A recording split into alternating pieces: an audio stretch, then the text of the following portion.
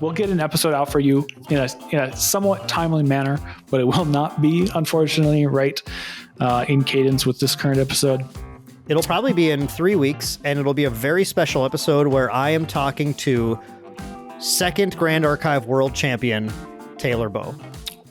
Wow. Bobo is lethal! Bobo wins! Maindeck Taylor, the 2025 Grand Archive World Champion!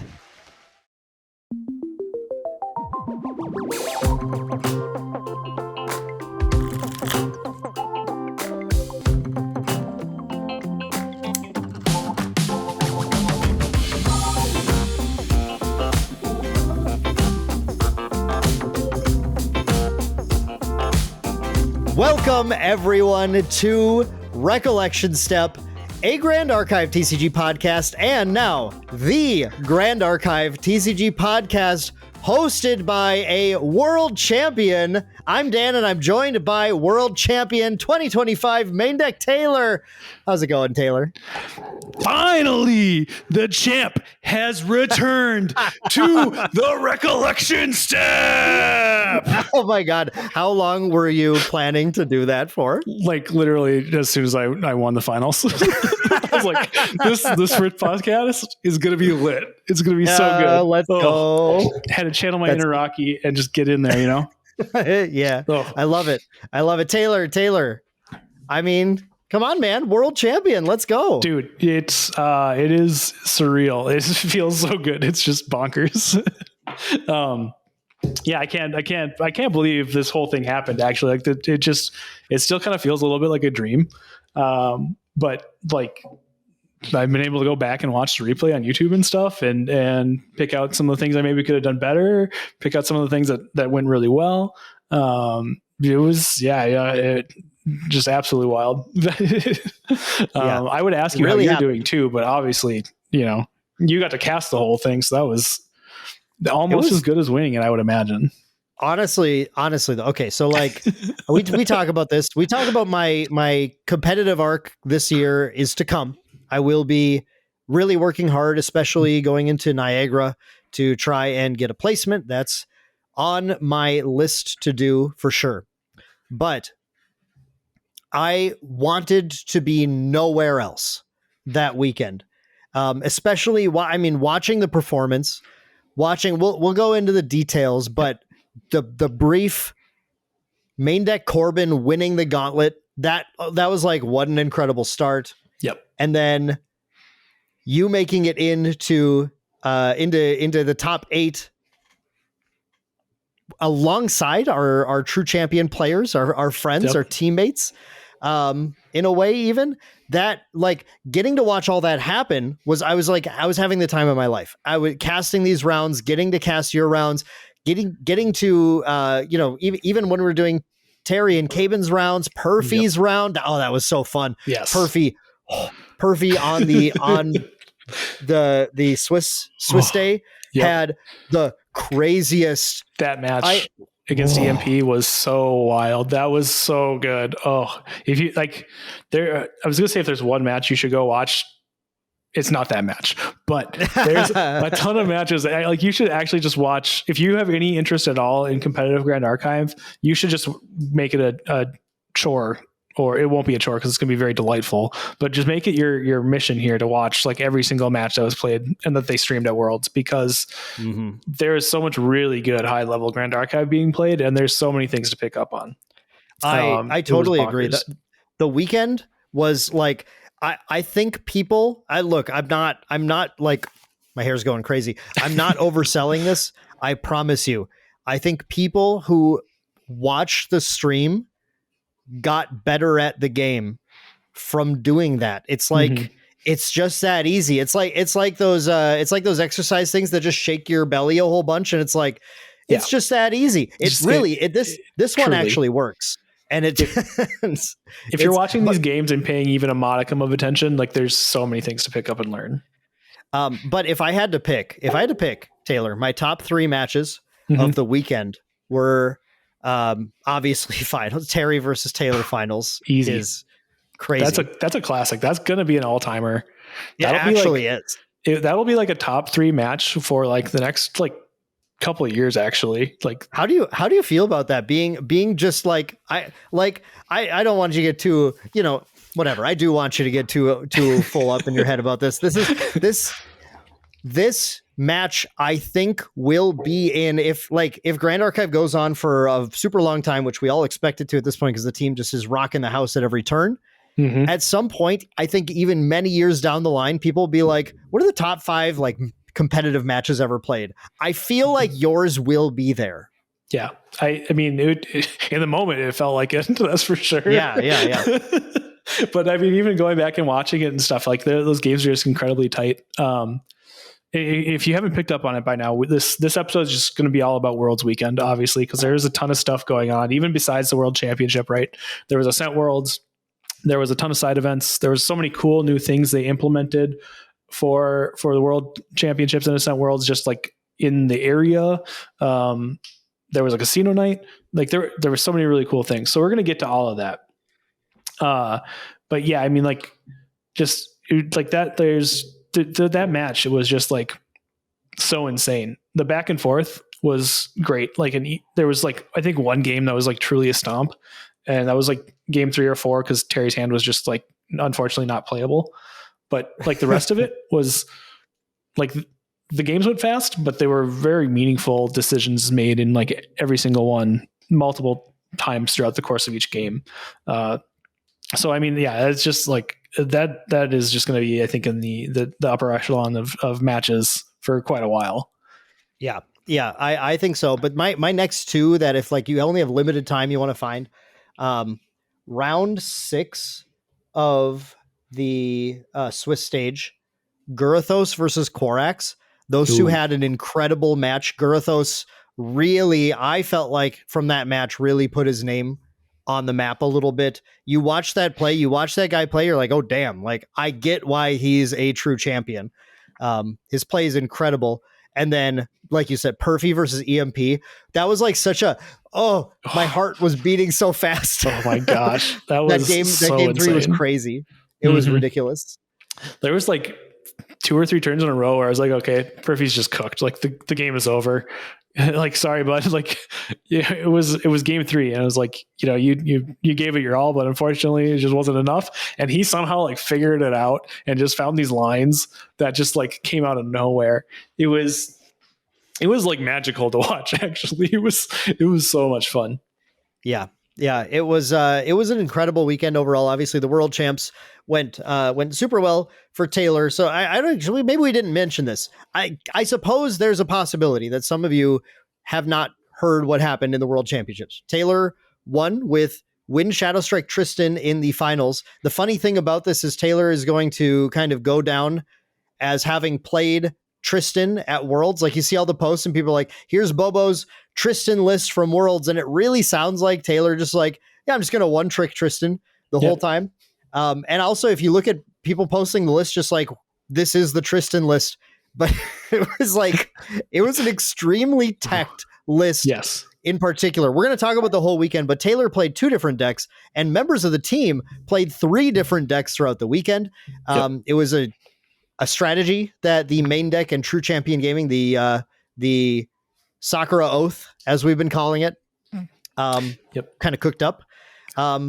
Yeah, I don't know, Taylor. Let's just like, do you want to start there? Let's start there. Yeah, we'll start with the World Championships, right? Because that is obviously the coolest thing that was happening, regardless of your participation in it or not. Like, it was just the biggest thing going on. And yeah, like, again, we had been working with True Champion Gaming to prepare for that and for Nats and stuff. And so all this was like, going really well, clearly. Like, we did well in Nats, and we got a bunch of people into Worlds. This all really kind of starts with like the Dissonant Fractal ban, though. So Nats happens, we put a bunch of fractals in top 8, and then a week later, Dissonant Fractal is banned. And everybody's like, okay, well, that deck's gone. And we're all kind of like scrambling. Like, so Mitch and Corbin and Terry Cabin, Isaac, Gurathos, Perfy, all of us were like, okay, well, now what do we do here? Like, is Fractals even playable anymore? Like, what, like, do we have to learn Genbu really quick? Do we have to learn Windlux and what's going on? So we spent a little bit of time, like in the month, a little bit of time, but a lot of time in this month leading up to Worlds from between that and Nats, just like figuring out what we're going to play. And there was like, there were thankfully a few regionals after the fact. There was like actually 8, I think, between Nats and Worlds, and like 5 of those were post ban, right? So that was sweet. Gave us a lot of information to work with, and we saw that some people were, still playing fractals, but for the most part, that deck had just like died down. Like it was just gone at that point. Which kind of surprised us, because like for the first week we're like, okay, yeah, it's probably dead. And then the more we played things into it again, we're just like, okay, no, hold on, this is like the same deck still. And it really truly is, right? Like you obviously don't get to high roll anymore. You miss out on a lot of turn 2 kills that you previously had. You don't get to like just dig for answers when you really need them with Dissonant and like Lost in Thought or Dissonant and ZJ. But I mean, you're still playing the same game of like play a bunch of fractals out, generate a ton of resources, have the best negate in the game currently, and have a kill spell, one card combo to win and deal 28 damage or however much you need to do. So the deck is obviously really strong still. But yeah, I mean, going into Worlds and the Gauntlet, we about like a week or two after the banning, we were like, wait, this is playable. This maybe is still just our Worlds deck. And as we saw people like getting off of that deck and moving on to other things, we also identified Genbu as like the other, like probably most powerful deck in the format still. Wind Luxem just was not able to keep up with both of them consistently. We're like, okay, we saw everybody moving to Genbu, and we're like, this is a really, really good opportunity here for us. We kind of bet that everybody was going to be playing Genbu and no one was going to be playing Fractals at Worlds and the Gauntlet. And because of that, like the Fractal hate is probably gone too, right? If you don't have to worry about all this spell damage that it's throwing out, Fractals is throwing out, you don't need to play a bunch of things for that. And you also don't need to play as much Fractal hate. You just need like a couple Scatter Essences for Genbu's Fractal Rains instead of like a million Mystic Purifiers and Verdigris decrees and the Scatter Essences. So we cooked up a little plan here, a little like bet that our Gauntlet players should play Genbu, just kind of get through the Gauntlet. I don't want to like throw shade at Gauntlet players, but the Gauntlet I think was just going to be an easier tournament than Worlds regardless. Like even no matter the quality of the players, just the format, right? Like you're the top 16, half of the players of Gauntlet move on to Worlds. Right. So odds are like pretty decent at that point that you're moving on. So, and we knew that we were all very comfortable on Genbu anyway. So we had our Gauntlet players play Genbu with the plan that we would throw everybody off our scent of playing Fractals because we had been playing Fractals for so long. And try and get people in the mindset that nobody was going to bring Fractals to Worlds too. I want to be just really, really clear about that Gauntlet thing is like, the discussion was around what deck can achieve X wins and get the top half of a 32 player event that was 8 rounds long, right? Yep. And the X wins is like remarkably smaller than any like trying to top an Ascent or something. And so it wasn't like, man, these idiots, we're just going to play Genbu because all the Gauntlet players are bad. It's just of all the decks, this is the one that like everyone in the team just kind of thought, yeah, like I'm pretty sure I can get like 4 or 5 wins with this, and that's good enough. Oh yeah, I mean Genbu, like Fractals has a lot of like free wins sometimes, where you just like you draw the nuts and go to town. But Genbu also has a lot of that. Sometimes you draw like a Polar Depths early, and you're able to like mill a bunch of cards. You like go rain Polar Depths, you mill a bunch of cards into like 10 floating in your graveyard. And now Stratagem hits for 30. So you just have a lot of opportunities to steal games you really have no business winning at that point, right? And yeah, the way the math worked out with the Gauntlet was like, if you went 3-0, you could actually ID out the rest of the day and still make it into top 16, because it was like, I think it was 13 points you needed. So that's 4 match wins and a draw, or 3 match wins and 4 draws, right? Which is still only like 7 rounds. You've got a round to give yet. So once you hit your threshold of like 3 or 4 wins, you're basically done for the day at that point. You can just ID out, as long as you hit that threshold early enough, obviously. So yeah, I mean, Genbu was like identified just as like potentially the best deck in the format anyway, and then that plus the gauntlet format just made it a really good choice to like get players converted from that to Worlds. What's crazy is that Corbin decided not to play Genbu, which I think is fair. Like he's not as comfortable with it, but win Luxem instead. And he ended up winning the whole gauntlet. Like he took first in gauntlet because he started the day 4-0 and then ID'd his last 4 rounds and like just crushed it. Like he didn't even start IDing right away at 3. He was like, I'm going to get one more win and then I'll be done. And he went above and beyond. It was great. It was really, really funny. But yeah, so like he did spectacularly. Terry, Isaac both played Genbu, and Isaac I think had a very good day as well. Like he got to three wins pretty early.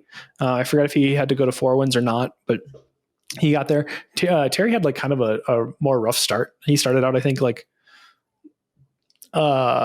he started with a loss and then a draw for his first 2 rounds. And then he bounced back from that though. So, I mean, they all got out of the gauntlet without issue, which was great. We love to see that. But one of the big takeaways from that was like there was half the field was Genbu, which was pretty much what we were expecting at that point. That was what we were guessing. But the really crazy thing, the really awesome thing for us was that none of these Genbu players were playing any sort of like Fractal hate at all. They all had cut B-Spawn boots from their lists entirely for the most part. Min, I think, who I played in top 8, was like the only player who respected Fractals still. Or at least had enough hate in their deck list anywhere to make it look like they respected it. But everybody else had cut boots like almost entirely. Some safeguards were in the main. I think there was a Genbu list in Worlds that didn't play safeguard at all, like main or side. And then a lot of them had also cut level 3 from the list, which I think is like actually really good for the mirror because like level 3 is important, but it's also not that important because like it's not usually what's deciding the Genbu mirrors. Oftentimes what happens is one player decides to go shields down for one reason or another, and then the other player kills them. You just like it kills from out of nowhere in so many different ways that you can't really afford to do that. And level 3 to like having that or not doesn't really change it. It doesn't save your Genbu from anything in the mirror because there's no removal for it. So I can see taking level 3 out if you're only worried about like Genbu mirrors and Wind Luxem. But that's great for Fractals because that's a smaller health pool now too that Fractals has to get through. So like you just have so many, like there was just so many things lining up, going really well for us that we knew like we were going to have a really good time on Friday if we switched to Fractals from Gauntlet to Worlds, which is exactly what we did and what we were hoping we were going to be able to do. So after getting all our players that needed to get into Worlds, we all switched to Fractals, except for Corbin. And yeah, Worlds obviously went great as well. 5 of us got into top 8. Me, Terry, Caben, Perfy, Girthos. It was insane. We all got Fractals in. Like it was really funny actually. Like I think I played more. We were the only 7 players on Fractals in the room, which was great. But I played like 5 mirrors that day, I think. Yeah. So the reports that you would hear from the people in the Swiss stage, I would go check in between my casted rounds, and I keep making my hair crazy. I don't know what I'm doing here. But it was that the top tables were almost entirely Fractals, which because it was just main deck and TCG, and then one other player. Why did I just suddenly forget his name? Oh my God, I feel so bad. I'll pull it up here in a sec. But one other player, Dragowell. Dragowell also played Fractals. So yeah, we had 8 Fractals decks in Swiss. Yep. But it was basically just you guys constantly, not quite killing, obviously, but just, having to play within the oath throughout the entire Swiss event, which really showed how good that Fractals decision was. Yeah, no, I mean, we were all like, by the time like round 5 rolls around, we were all like, wow, we had like the best meta call of all time. Like it felt like Nats all over again when we were just like, everybody was getting deep runs into day 2 and stuff. It was great. It felt so good. Small spoiler alert for Corbin. He unfortunately went from first in Gauntlet to dead last in Worlds. However, normally I would feel bad about this, but he did this to himself. So what he did, he knew about the fractal plan. That's fine. He decided to play Windluxem, also fine. I don't think either of those are wrong decisions. He has definitely been playing a lot more Windluxem than fractals throughout the season. That's just he played a ton of that out in PA in the regional events and stuff. So I like you play what you're comfortable at, and like Genbu was probably the best deck in the format still, but like Windluxem I don't think was like that bad into it or anything like that. It was not a poor decision. However, what his mistake was he was like, do I play Windluxem? Do I play fractals? And he flipped a coin, as one does, which is what you do in this situation. However, what you don't do in that situation is ignore the result of the coin. The coin told him to play fractals. He decided to play Windluxem. And we've seen, I don't know how many times now, where somebody from main deck wants to play a deck. They've got a choice of 2 decks, I should say. They flip a coin. They're like, I don't really want to play that second deck that the coin told me to play. And they choose the other deck, and then they just do horrible. So I feel bad for Corbin, and I'm very sorry it happened to him, but at the same time, this was a self-inflicted wound.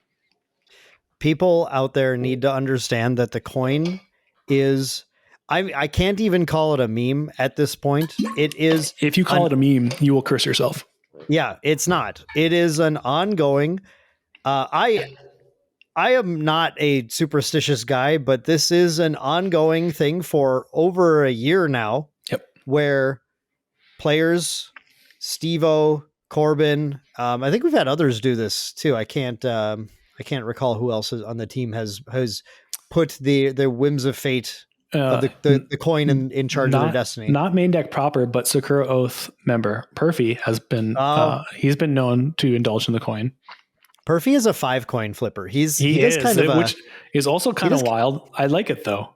Yeah, it's a wild coin methodology. Yep. I think the coin doesn't care as much about the methodology. No. The coin just has one request, which is that if you flip the coin, you respect the coin, because multiple times in the past we've had members ignore the coin and get just dominated at the tournament. Mm-hmm. And then we've had members heed the coin and then perform well. And I have yet to see the situation, and I'm surprised I'm saying this deep into the coin's history, but I have yet to see the situation where they've heated the coin and performed poorly, or ignored the coin and performed well. It's actually been 100%. Yep. They either get destroyed if they ignore it, or they do well if they follow it. So to watch Corbin take Worlds, flip the coin, and then ignore the coin was an interesting decision, I'll say, as if I'm casting right now. It was very much an interesting decision. I'm very glad we decided to use caster terminology for this, because it is not what I would have recommended Corbin do. But it's fine. We were all very happy to be at Worlds anyway. Like, it was a major accomplishment just to qualify, and it was also still just very impressive. Like, even though you did not have to get that many points, in comparison to like an Ascent in order to get out of Gauntlet, it was, still huge accomplishment to perform that well in that field of players. Like we had it wasn't like the 40, let's see. So 32. Yeah. It was not the 40, I'm doing math, 48 strongest players in the world, because there was a few that did not fly from overseas to the Gauntlet, but it was like the 45 or 44 strongest players in the world. You're too high. It was 30. No. So Gauntlet is 32 plus the 16 from Worlds is 48, right? Oh, I'm sorry. You were combining the whole weekend. I'm talking about the whole weekend. I gotcha. Yes. I gotcha. Yeah. But just in the Gauntlet, the Gauntlet was too full of huge names, like Worlds competitors from last year, Nationals players, multiple Ascent winners. By that I mean players who have won or who have topped at least multiple Ascents. Yes. it was crazy. And we haven't talked about main deck Mitch at all yet either. Yep. Main deck Mitch was one of these at the end of the gauntlet. They needed to tie break people in, and they didn't want to leave it to just numerical tiebreakers. Mhm. So they had an additional round after the 8 to tie break the remaining 4 players into their placements. Yep. Which was how Perfy made it in. Was also how Gurathos made it in. Gurathos made it in, winning his tiebreak round. Yep. And Mitch lost his tiebreak round. No, right? Mitch did not. Mitch lost round 8. Yeah. Mitch lost he was winning into tiebreakers. It was really unfortunate because Mitch started the day 3-0. Yeah. He beat me round 3 in the first of or I guess no, this was my second mirror match of the day actually, because I played Gurathos the round before that. But he beat me to go 3-0. He took a loss round 4 and whatever, not a big deal. He rallies back round 5. He's at 4-1. He needs one more win to guarantee a spot in like the top 8 playoff bracket, or the playoff into top 8 bracket. And just unfortunately, the last 3 rounds did not treat him well at all. And I think his last round was against my top 8 opponent, Min. That was Terry played Min. His final loss was to Henke the Goat. Actually, yeah, it was to Henke. Yes, okay. Yep. It was I mixed up whether it was in tiebreakers or the 8th round. It was the 8th round, and the player went on to tiebreakers. Yes. At that point. And Mitch had just a rough go at it, unfortunately. And Henke's the GOAT for the reason. Yes. So he did lose to Min in round 7 though, unfortunately too. So that's they did play. I did remember that correctly, but yeah, unfortunate, but again, like just super strong showing by him too. Like, I know it's like disappointing in the moment for that to happen. And like, I'm sure there's decisions that he wants back, but I hope he's also just really proud of his results. Cause like that is also just a very stellar performance. Top 8ing Nats into, doing so well at Worlds still and qualifying and competing like that again. So, but yeah, so after that, it was the 5 of us in top 8 still, which was totally insane.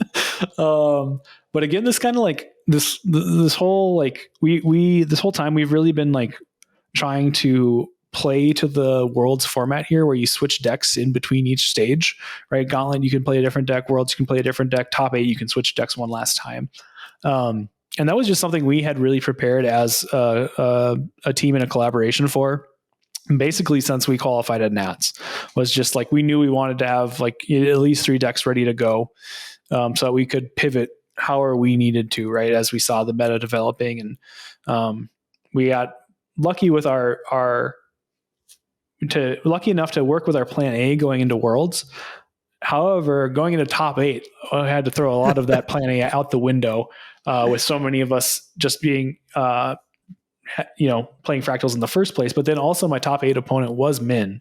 And Min was on Genbu, which was, expected. However, Min was like the one player in the tournament who was like respecting fractals still. Min had in his Swiss list, he had Beastbond Boots in the sideboard. He had level 3 still in the main. He had Safeguard Amulet main. And he, like a lot of players too, they had swapped off of like Resonating Fugues. They started cutting Fugues and gone to Stratagems, which I think is like a little bit better for the Fractals player, because you just like, you can handle Stratagem better, but it's hard to actually handle a Genbu swinging at you for 9 every turn. So with these players going down to like 2 and 3 Fugues, they just have less pressure in the late game anyway to make you like do stuff. But Min had the full 4 Fugues still. And so I was sweating looking at his like Swiss list. Cause I think we had about like, deck lists for top 8 were due at 8 a.m. of the day of top 8. Mm-hmm. So I was like the night before, once I, had locked top 8 in myself, and then paying attention to the play-in bracket, seeing him get paired up into me, I was just like sweating like, okay, what do I do? Cause I can't play fractals into this. Like it's kind of unfavored. I think at that point you really need Dissonant to let you like have the explosiveness you need when they have that much defense. And so yeah, the getting paired into like the one Genbu player who was like ready for fractals was not according to plan. But I think it all ended up being it ended up working out really well because I was sweating for a while. I was like, okay, well, I started thinking about like, do I play Windluxum? I don't really want to, but I could do a Genbu mirror. I had brought Wind Allies with as well and Philo, which I think both would have been okay. And then as I'm thinking about it a little bit more, I'm like, oh, Wind Tristan, this is kind of like the spot for it again. And I didn't really start thinking about my list too much. I was like, okay, I'll get this figured out in the morning. And thankfully I had like a ton of time to figure it out because I went to bed at like midnight after all the play-in bracket stuff was done. And then I woke up at like 4 a.m. just because I couldn't go back to sleep. So I was like, all right, we have so much time to figure this out.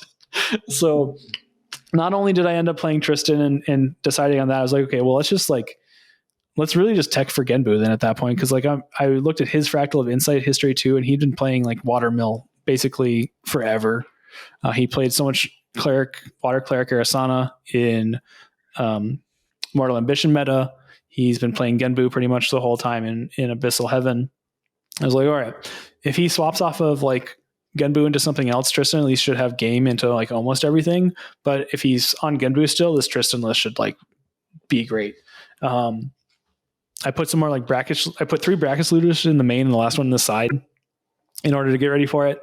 And I just cut like pretty much all the fractal hate that you would play in Tristan. Cause like why you don't need it in top 8. Like there was some fractal hate, but like, I think it's better just to try and like figure things out. And I was pretty sure Caben and Terry were going to switch off fractals because they had also put in a ton of work and had a ton of decks ready.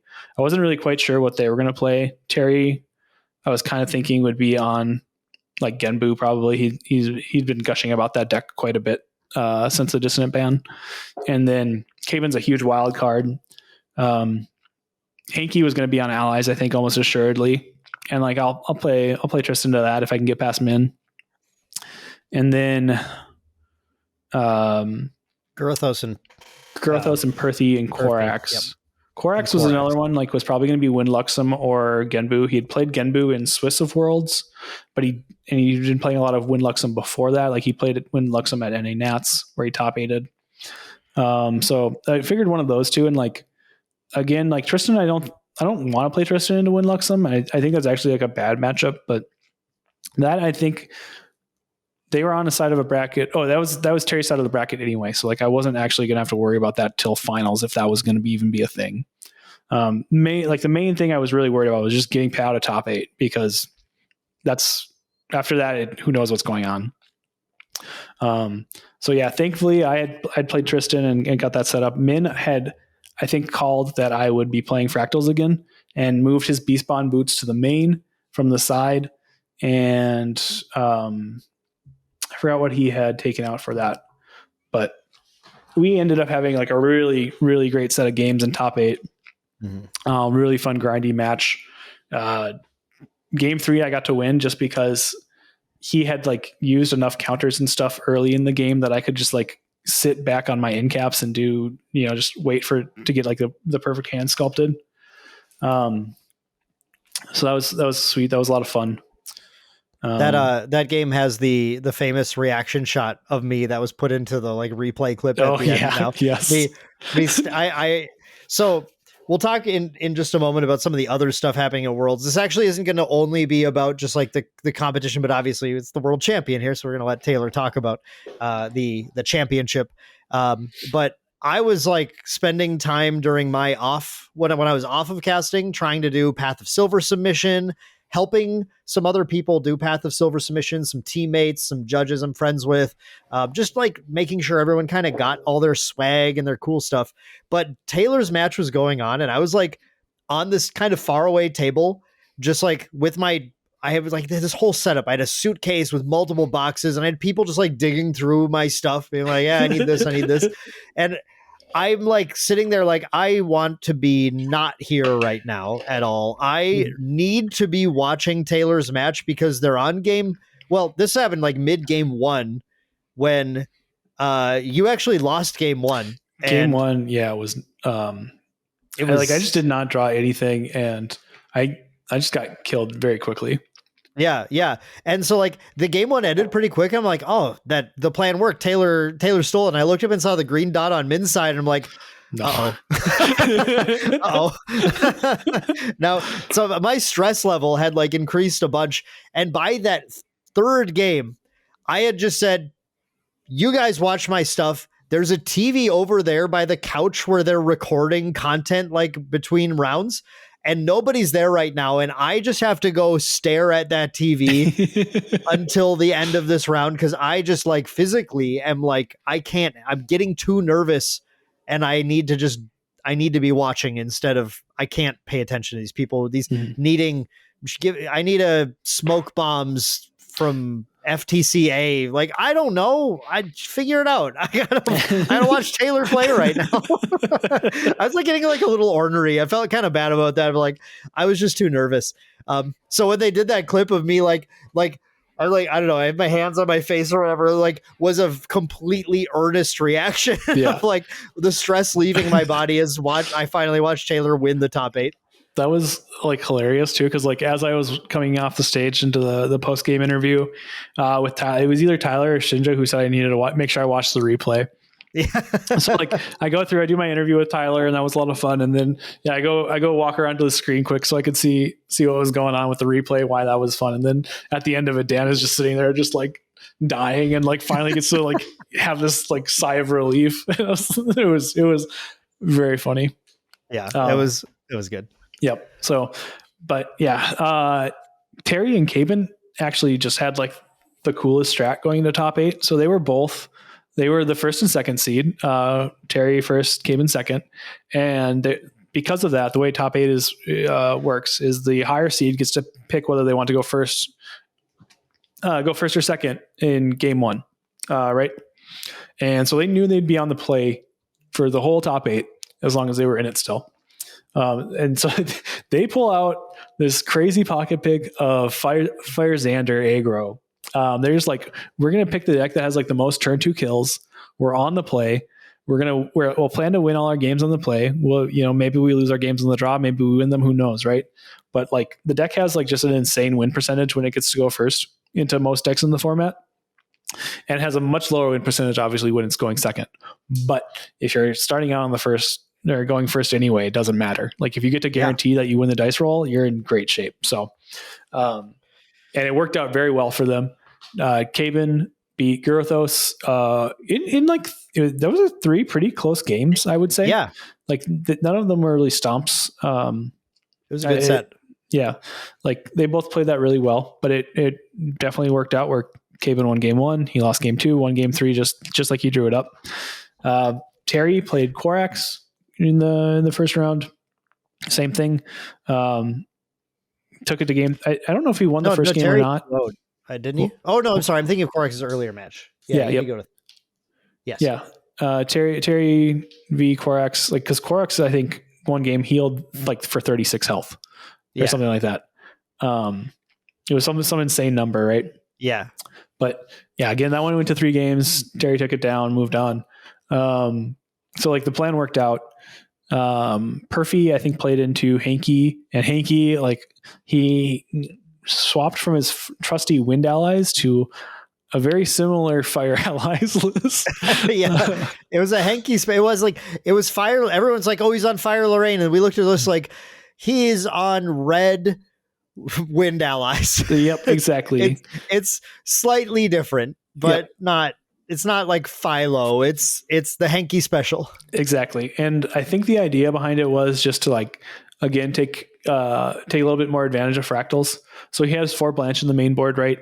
And with things like Arthur and Red Hair and stuff, you just get to go faster than Wind Allies does into fractals, and hopefully, like, really just take them out before they get Art of War or anything set up.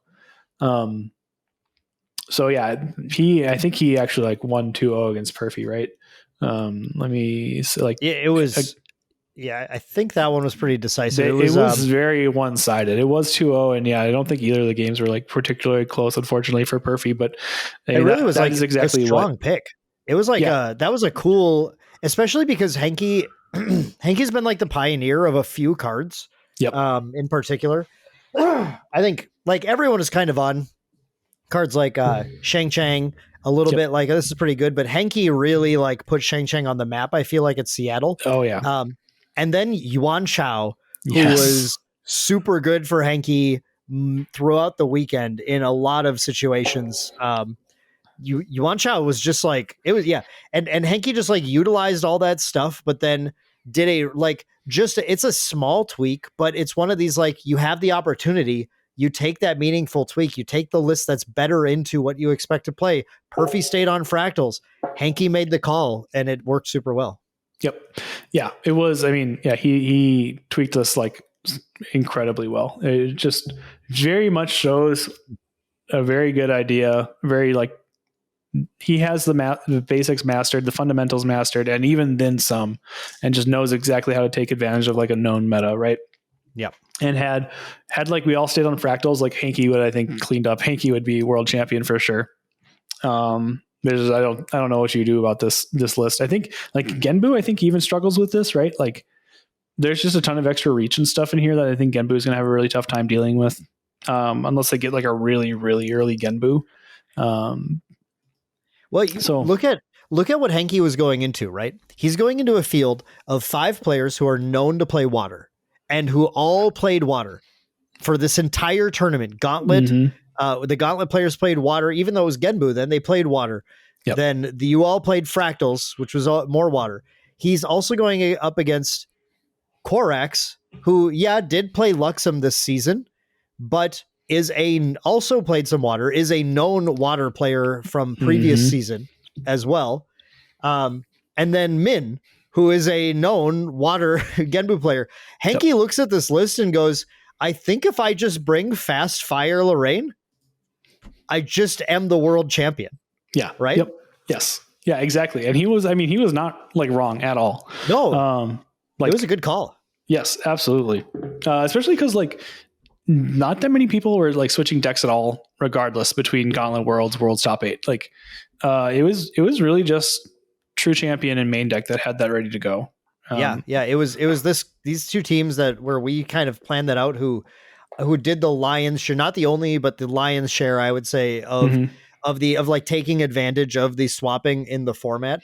And that doing that now going into the top 8 obviously really messed with some of the decisions that players were making. In a way that I think because you took the higher risk of making that swap, you ended up hitting, the jackpot and got rewarded for it. Oh yeah. Yeah, absolutely. Yeah. If I had stayed on Fractals, I'd probably lose in top 8. And if I don't lose in top 8, I'm losing in top 4 for sure to either Caven or well, I mean, Perfy, we would have had a fun mirror match, but like there's just there's ended up being so many things that were hostile to it. So, but yeah. And then obviously after that, like I bring Tristan into Xander, and Henke and Terry play it out. And we've got really cool 0 water in top 4 situation here to showcase that there are other elements in the game.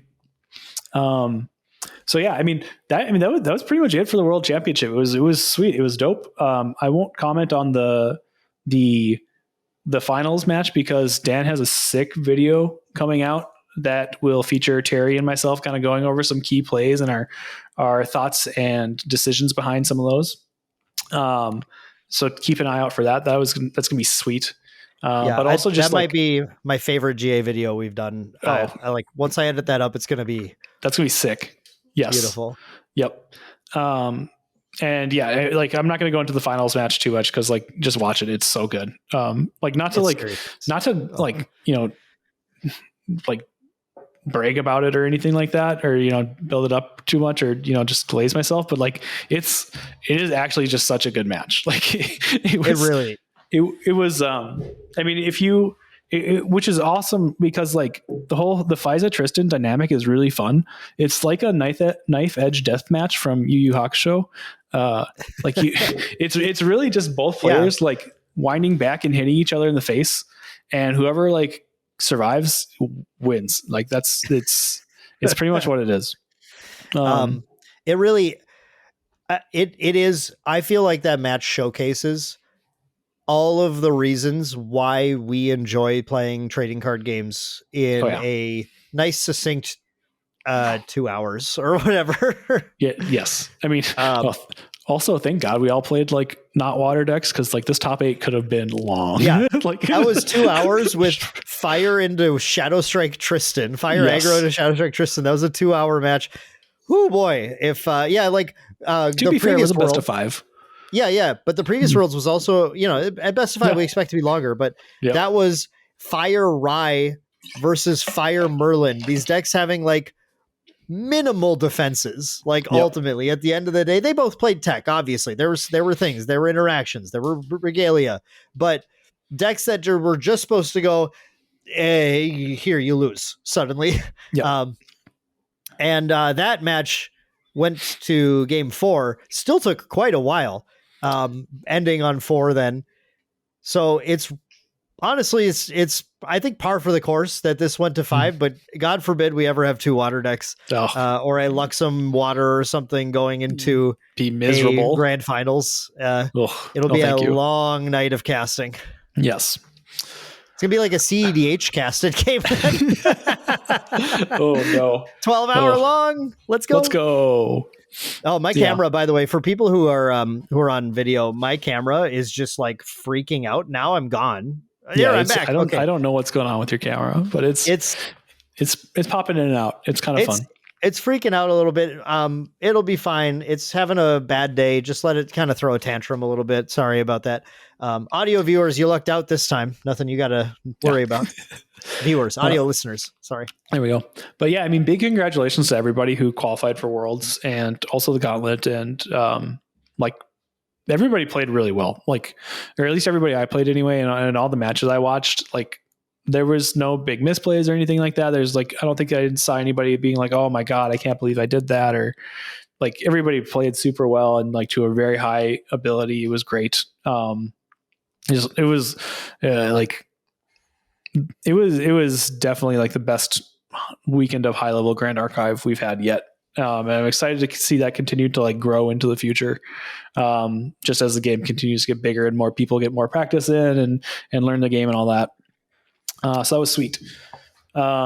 This weekend as well, there was like a bunch of other stuff going on, obviously, because it was not just the World Championships. It was a huge celebration of Grand Archive and the work that the team at Weaves of the Shores put in, and a celebration of all the effort and hours of joy and testing and pain that players around the world have put in. But before we get into what else was happening this weekend, Dan, why don't you help me out and let the listeners at home know how they can help support the channel? Yeah, Taylor's got a vested interest in this at this point. So obviously, Taylor did extremely well. And one thing that our LGS does that I want to let people know is that our LGS JW Sports Cards and Gaming, or JWW Sports Cards and Gaming, is the primary sponsor of the main deck competitive team as well. To the point of even putting out sort of placement bounties. Taylor had the pleasure of getting to cash in on a major one for winning Worlds this past weekend, which was really great. And JDubs is able to do that, obviously, and support the game and support its players and help, honestly, like things like bringing you Recollection Step is really because of them. The fact that we're able to do this, sit here, talk about all these events that we get to go to, is all due to their support. So if people out there really enjoy that you get access to that this happens, that you get to hear from a world champion now, we'd be remiss to not say that it is in some part due to JW Sports Cards and Gaming. So if you want to support them in supporting us, you can always pre-order your product. If your LGS isn't hooking you up enough, or you just want to get some more or anything like that, head over to jwwcards.com, use discount code Maindeck for 5% off. Pre-order Distorted Reflections. The set looks insane. Or if you're listening to this later, pre-order Phantom Monarchs. That might be up for pre-order now too. Who knows? I don't know when you're listening to this. I don't dictate what you do, but if it's up right now, you could pre-order it. That'd be really great. Or maybe AMB Ultra Edition is finally coming out. Maybe. anything's possible. But you can always support us through JW Sports Cards and Gaming, jwwcards.com. Thank you all so much for your support. Yep. Let's talk about the rest of the world. Yeah, because there was a ton of stuff going on. You're not I, involved in most of it. No, I actually, I'm not going to say I'm a little upset because I can't be. Like, it's not fair. But yeah, there was a bunch of other cool stuff going on, and I did not get a chance to do hardly any of it at all. So obviously there was also Ascent Worlds happening. The return of the very, very cool, very fun 3v3 team standard format, where each player, you get a team of 3 players. Each player has to play a different deck. Well, it doesn't have to be different per se, but you can only include 4 of each main deck card and 1 of each regalia among all 3 decks. So you cannot put 4 dungeon guides in every single deck. You have to split the 4 dungeon guides among all 3 of those decks, right? So that was really cool. Main deck had 4 teams of 3 playing in that. Well, three total teams, and then 2 teams of.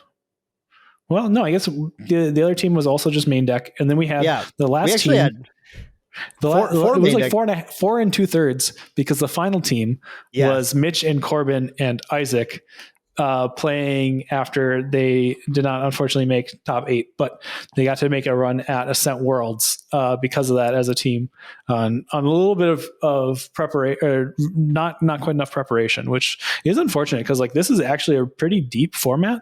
I think a lot of players don't give it enough credit for how much preparation goes into this format. Mm-hmm. Because like just you're going to win and lose based on the decks you bring, right?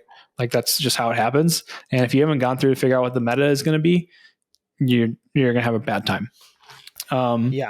So unfortunately, Corbin, Mitch, Isaac missed out on day 2 by I think 3 match points. This was also the biggest, I think, Grand Archive tournament to date with 450 some odd players or something like that. Like there were 140 teams, I think, right? So the biggest Grand Archive event to date, which was awesome to see.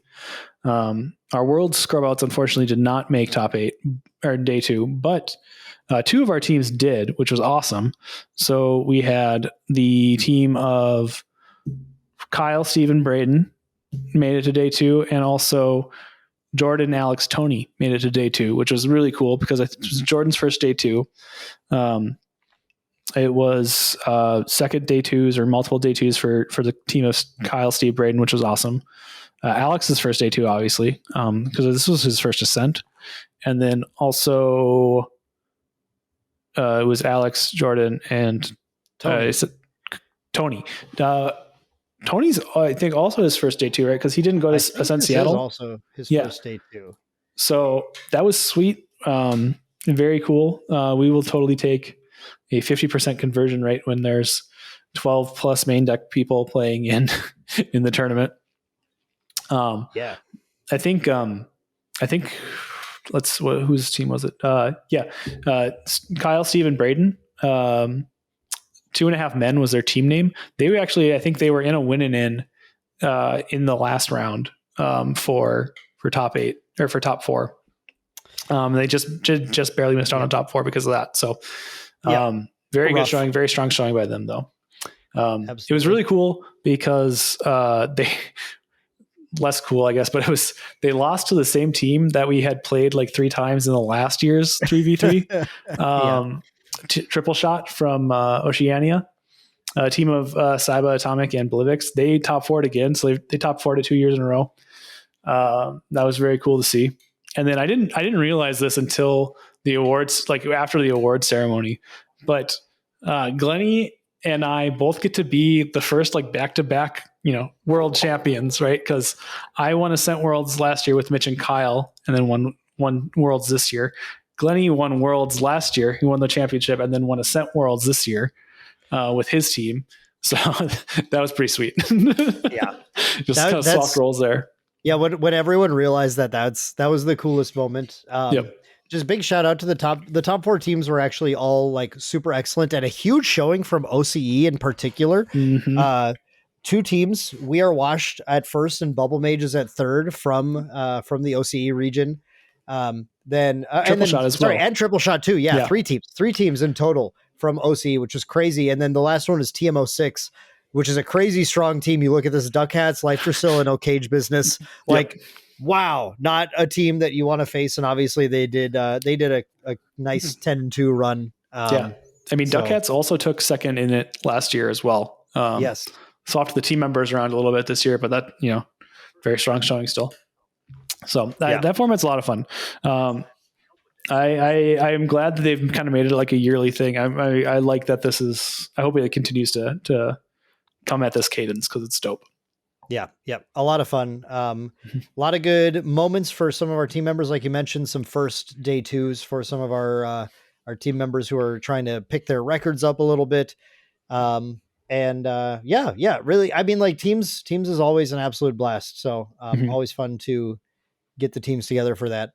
The other thing that was going on throughout the weekend, well, the other things, I guess we had, and I'll try and run through this pretty quickly. So we'll get to maybe a regular wrap up time here, but there were side events going like crazy throughout the weekend. I had at least one player who came, she's relatively new to the game. She came to just with her son who was playing in the teams event, and she was just going to play side events, and she went to ladies night and see how it went. And she's her name's Jamie. Shout out to Jamie. She's so funny now because now she's like, I really want to buy a set of foil Fractal of Rain promos and foil Lost in Thoughts, but they're so expensive. Like she went from like, oh, the game's cool, I've played it, and she helped like with a demo day we ran one time, but like she's kind of like on the fringe, like playing at home a little bit, to now she's like, I gotta buy foil like sets of promos from Ascent and stuff to deck out my Watermill Arasana deck.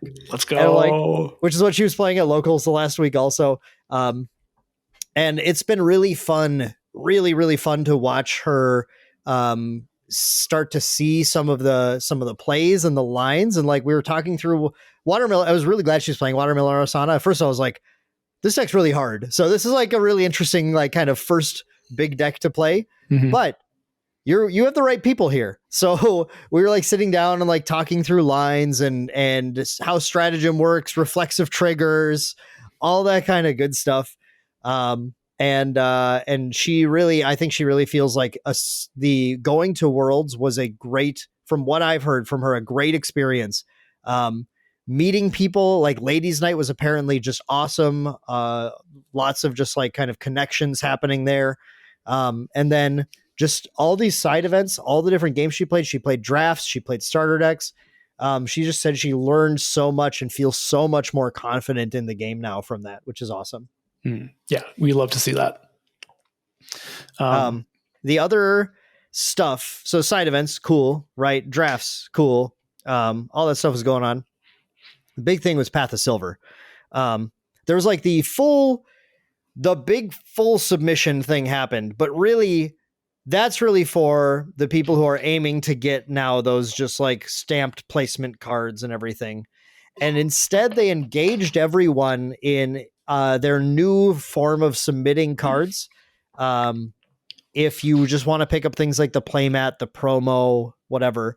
I'm gonna throw it out right there. I found the system really cool, really nice. I never wanted to sit down and do the math and try just to get like a playmat or whatever. That was too much. But instead, your Omnidex just tells you, here's the different things you can earn and what you need to submit for them. You get some number of re-rolls on things. Sometimes you need foils. Sometimes you just need non-foil, or foil is fine. You turn them in at a room. They get a physical stamp on them, so you can't submit them a second time. Which is interesting, like the economic impact of that, like taking cards out of the economy a little bit if the economy is revolving around Path of Silver. It's kind of interesting. But we just, you go, if you don't have certain cards, you talk to your friends. I loaned out a whole bunch of stuff because I don't care. I actually like getting the stamps on my things. Other people don't. It's fine. Or you go to the vendor and you just, I did that too. I need these 5 foils, and they dug out some random common, uncommon foils. and then I turned them in and I got all the stuff, and yeah, it was pretty sweet. Taylor, what did you from your limited experience checking out, what did you think of that Path of Silver? Yeah, it was really cool. I think it was dope. And had I not been participating in the World Championships, I would have been stoked to like do that alongside the Ascent as well. Because like now too, you get with your Ascent ticket, you get entry into both Path of Steel and Path of Silver. You don't have to pick one or the other anymore, or like buy a second ticket or anything like that. So you just get registered automatically, and I think they have it set up such that once you register for the Ascent Path of Steel, like it just also registers you for Path of Silver as well. So you're ready to go and get all these like mini sets that to turn in right away. So yeah, I think this is really cool. I wish I would have had the time to like participate in it a little bit more. I had some time at some point, like Sunday, once there was downtime at that point, and I wasn't like darting all over the place trying to figure out what to play and how to play and all that stuff. Yeah, I think it would have been sweet. I'm excited to see this implemented again in the future and iterated on, because I think they can make it even better. Like I think it was very successful this weekend, or this World Championship weekend. So it was very cool. Yeah, I've heard some people don't like having to carry around like random commons, uncommons. Mm-hmm. I didn't even bring that many of them, honestly, is like I brought a lot of foils, and with the ability to just re-roll or have friends you can talk to or whatever, like it feels like it's not that hard. Like Tenryu's a judge in the community, big judge. He was in the main championship event and everything, especially in the SEA area. But he came up and he was like telling me about how terrible his Path of Silver was. And he like looks through, he's like, I don't have this, I don't have this, I don't have this, I don't have this. And I'm looking through, I'm like, I have like everything here. This is like, if I got this one, it would be the easiest, but there was a bunch of stuff I didn't have and I had to go buy some stuff. So it really just kind of depends on, it's just like it's a crapshoot thing. Yep. The rerolls are like fairly generous too, aren't like there's like an hour cooldown or something like that between them. It's you get 3 base, and I think it might have been maybe it was a 2-hour cooldown. I don't know. I didn't have to use too many of them. Yeah. So I kind of have already let it slip my mind as to how often those rerolls came. But yeah, like it was to the point too where like I have so many cards stamped out because of how many I gave out. But I was like actively seeking certain cards that people would need me to provide them so I could get a stamp on it. One of the big ones, one of my big takeaways from the weekend was I had a VIP, a super VIP entry that I paid for before I knew if I was casting or anything. And once I was chosen to cast, I just kept it because I wanted the stuff. I was like, cool, I'll just get a bunch of swag. Sounds good. Yep. And then I got an entry from being a caster as well. So I had 2 Abyssal Heaven boxes. So I sat down on kind of the trade night, the chill casino night when Steve-O won. Steve-O just freaking cleaned up. Do not play so many Silvie bucks. Do not play single deck blackjack with Steve-O. You will not. Single deck blackjack with Steve-O was like Steve-O was a master. It was insane. Before I forget, shout out, by the way, to Careful Study podcast and Steve-O's content creation career, which I'm very much looking forward to watching. That dude kills it on camera. He's so good. So I'm really pumped. If you're not subscribed, go subscribe to Careful Study as well. Yes. Okay. Sorry. Distraction. 2 boxes. I opened them at trade night. The first one, I opened a CSR Guoja 1 and I was like, let's go. Lit. Awesome. I already had that one. I was trying to finish Guoja Lineage. Then later that weekend later that night, I think even, I found someone who wanted to trade their level 3 CSR for my level 1. So that finished my lineage. And then I made a trade deal for a Suzaku later on as well. So like, I'm so excited. I got the last deck profile we did, the fire mid-range Guoja. I've got that like decked out in CSRs, even a ton of foils now. Still playing that deck, by the way, still super fun. That deck is sweet. Yes. I quad Lava Plume Fatestone Tony at locals the other day. It was a good time. And then my second box, I opened a foil Art of War. So foil CSR Gojo 1 in one box, foil Art of War in the second. I was like, what the hell is going on? These are like my pulls are never this good, and Taylor, they are not. They're not. Yes, I can confirm. So then I sent out a call to people. I was like, if anyone gets Art of War on your Silvie submission, do not re-roll it. Do not submit your own if you want a stamp, go for it. But please let me get my foil Art of War that I pulled at World Stamp. And then Kevin, who's a guy from the PA group, was like, hey, I got it. So he submitted my Art of War, got it stamped. And then I'm getting it back from him, looking at it. I'm like, wait a second. This is Dragon Art, who is at the event. So then I was like, quick beeline over to the artist. I went to Dragon Art and was like, whichever artist from the studio did this, I want the signature on here too. So now I have the foil Art of War I pulled at Worlds, Silvie stamped from Path of Silver, and then signed by the artist at the event. Mm-hmm. And it's really sick. I can't wait to run it in something now. Oh yeah, that's dope. Yeah, we you had like Mastermind Scheme as one of yours as well. And so when I figured out I was playing Tristan, like we grabbed one of the Mastermind Schemes from the deck and got that stamped as a little good luck charm too. So that was sweet. Yeah, Path of Silver was really cool.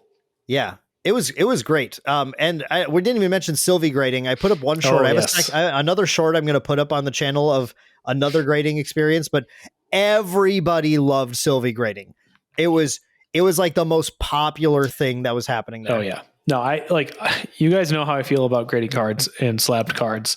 And even I was like, and how I feel about Silvie too. And even I was like ready to like dive in on this. Like I opened up a foil, like wonky box topper blitz charger from one of the SP3 boxes. And I was like, okay, yeah, this is fine. Like perfect to get graded by Silvie. And I got like the classic, like 2 pop pads up grade. It was great. So yeah, the Silvie grading service was awesome. I imagine that's going to be like mostly a Worlds thing or something like one-off going forward. So when it comes around, it'll be special and they won't overdo it, I assume. So very much looking forward to that again, though. Yeah, it was sweet. It was very cool. And yeah, I think once people figured like on Saturday, like, or did they have it open on Friday? Friday, I think it was like actually like pretty slow. And then end of day Saturday and like Sunday, it started blowing up because word got around like how cool it was. Like I don't think people quite understood that it wasn't like a Beckett grading service or PGA or whatever it is. I think it was just kind of like this almost like meme thing. And like once people figured that out, they were like, yeah, we got to get it on this. And so it was just like if you weren't early to the party, I'm sorry for how much you had to wait in line. It was a long wait. Yeah, because people really wanted to do it. The brief is you would go in, you would either spend a ticket that you got for doing a Path of Silver submission. One of the rewards was a free grade, which is really cool. By the way, that's just so cool. I think that was a great addition from Path of Silver that allowed people to go to the event, and by doing it's like an engagement with the game in kind of a different way. They're able to walk away with promos, keychains. Those were really cool. They had keychains of the Lost Spirits. Yep. From previous Silvers. Playmat, the grading, just extra Silvie bucks as well. It was nice. It gave something for people to do that then worked into everything else, let them get a card graded, and everyone just was having it like, oh, show me what grade you got. Like, oh, look at this one. This is perfect. It was, people just loved it, man. Oh, sorry, I didn't finish. You would submit the ticket and then you would hit a button and then you would watch an animation play of Silvie basically just picking a random grade out for your card. Yes. Yeah. And they were all goofy meme stuff. Like this one has alpha aura, or this card should be banned. This card's stinky. That was a good one. Yeah.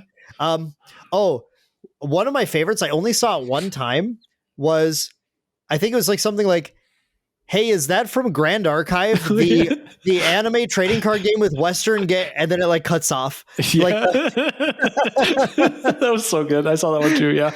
That one is dope. Oh. Yeah, no, that was sweet. That was like very, very cool. This was also, they also premiered the starter decks from Distorted Reflections, the Seal and new Diana starter decks. Yeah. So that was everybody's like first look at that. From what I've heard, they all played very well and they were very cool and a lot of fun, and they were both doing very like really sweet things.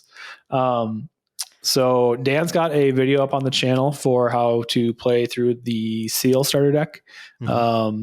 Eva of Eva Plays Stuff has a video up of the Diana starter deck, so go check out both of those because those are really cool. Especially if you did not have the time to sit down and play with them this past weekend like me. So, but yeah, they both look like a ton of fun. I'm very excited for DTR. And then of course there were like a ton of spoilers throughout the weekend and all that too. Like that was sweet. Like honestly, the whole production was just like, the production was so good. Like it was ridiculous. The world stream was insane. The host, like having a host this time was awesome. All the like pre and post match interviews that we did were very, very cool. Big shout out to like Shinja for putting all of that together and all the masterminding he had to do, and everybody else at TM32 had to, or who were part of that. I know, and Fomi and Eva as well were both working behind the scenes, getting all of this ready to go. Like huge shout out to everybody involved in that, because like it was it was by far the best production they've done, the best stream they've had so far, like easy. It was, and even beyond that, it was just like, it was pretty impressive as far as just like, trading card game coverage goes on its own, not even for like the size of Grand Archive, just as is, it was very good. It was very impressive. So huge shout out to everybody who put in effort for that, because it was, fantastic. Yeah, they did. Just such an incredible job. And everyone on the team was like working so hard and just putting out incredible content. Like Ava was working in the back end. All those awesome replays that you saw at the end was Ava's work. She was just like live editing, and 5 seconds later it would be being played on stream as soon as it was done. It was like crazy how fast she was throwing those things together. You had Tyler hosting, and Tyler was doing so much content in between. Like, boy, Tyler had to be so tired after that weekend. He was working so hard. Chio was doing cameras, following him around everywhere, getting all the content put together, all the interesting things. So if you watch the stream and you enjoyed all those, like never having more than a 5-minute break, just constantly like new stuff, new things to see, what's going on at Worlds. That was everything that team put together. Shinja even had some, for people who know, Shinja usually one mans the production team at all of the Ascents, does an incredible job just for like one dude sitting there handling it. But he had help from Snorlax this time as well. The Pokemon, like there was just a real Snorlax walking. It was like, crazy. We couldn't get Pat onto the stage because we didn't have like a Poke Flute to wake him up and get out of the way. Like, who's got the flute? Yeah. No, it was really great. Those two working together were helping get everyone in the right place, get everything set up for every element of the production. And it just like, and everyone else on the team. I mean, there were so many people that were just working hard, and yeah, it was just incredible. It's why I can't stop saying, just go watch the stream. Yes. It's so good.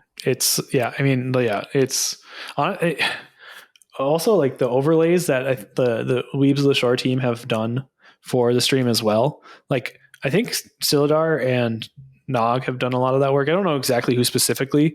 I know Silidar has done some of the work, at least. It's all, you can name him, but whoever else has done work on that too is just like insane. And like they're, as far as I'm aware, it's like kind of mostly, in their free time, like outside of like designing the game and supporting the game and stuff. And so like it just, all that is just really incredible and very impressive for like, kind of being almost a, I don't want to like downplay it, but almost a side project, right? Like it's very cool to see what they've done. So, but yeah, I got to shout out the fellow casters, right? Cam, Valk, who killed it that weekend. Especially, I'm going to give an extra thanks to Cam, because Cam was the one casting with me in grand finals, and he's the one who just backed off and let me go off, which I needed to do that. So It was big thanks. And then Big ups, Cam. shout out to Shinja for saying, Dan, get off the stage and go run and run to your boy. Oh, that was awesome. Thank you. Yeah, that was so much fun when like we got to take the headphones off and the team just like stormed the stage and stuff. It was sick. Yeah. But I mean, that was there was a couple other smaller things that happened this weekend. Like there's like the art gallery, they did that again. They auctioned off a bunch of pieces. The Ascent store was really cool and stuff. And there was a bunch of like, obviously Artist Row, they went all out for Artist Row this year. Like they had like cool customized booths set up for them. And like, it was very clear where they were and who they were. And it was great. Like everything just was fantastic this year. Like very much nailed it on all fronts. So cannot wait to see what happens next year. Dan, is any other like kind of standouts, shout outs from Worlds for you? Let's see. Yeah. I mean, can I say the dev team? I mean, come on, they've made this game that we have absolutely fallen in love with. That's provided such incredible weekends. I said it earlier in this episode, but after, seeing things start to happen that weekend, I would like to be competing with you guys, but I really felt like I was in the right place. I didn't feel a need to be on the stage with you guys. It was such a pleasure to get to cast the games you, True Champion, and all the other players were playing, because it was just like incredible play from everyone. So much fun. And I was just grateful for the opportunity to be there and get to contribute what I could to what I think was the best weekend the game has ever had. Yes, very well said. Very well said. I am very, very thankful for the opportunity to be there and compete as well. It was great. We've talked a lot about like how much we've worked with True Champ throughout the season.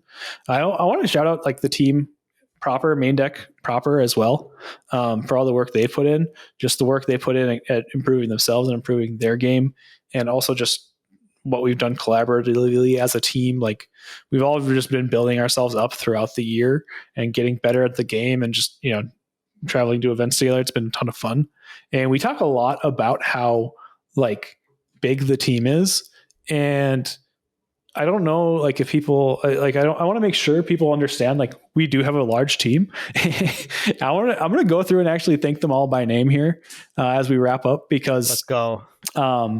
Like I would not have won the championship without them. Like this was very much like a collaborative effort. And so, yeah, I just want to say thank you to Dakota, to Nicole, to David, to Justin, to Dan, to Randy, to Steve, to Jeffrey, to Jordan, to Alex, to Gage, Devin, to Dustin, to Kyle. Thank you, Mitch. Thank you, Adam. Thank you, Gabe. Thank you, Braden. Thank you, Matt. Thank you, Riley. Thank you, JC. Thank you, Josh Walters of JWW Cards. Thank you, Logan. Thank you, Ash. Thank you, Tony. Thank you, Kinship. And also thank you, Corbin. So that's everybody now. So yeah, thank you all, you guys. I do want to give a special shout out to Mitch and Corbin as well, just because like it was awesome getting to play in Worlds with them and getting to prepare for all this.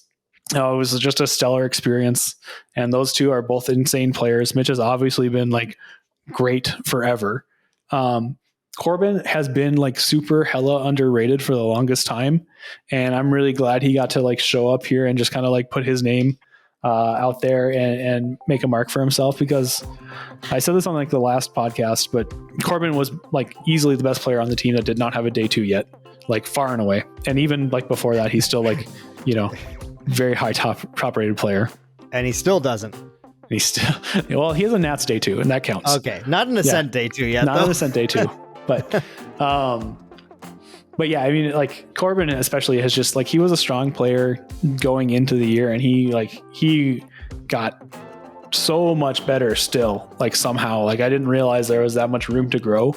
And so that was awesome to see.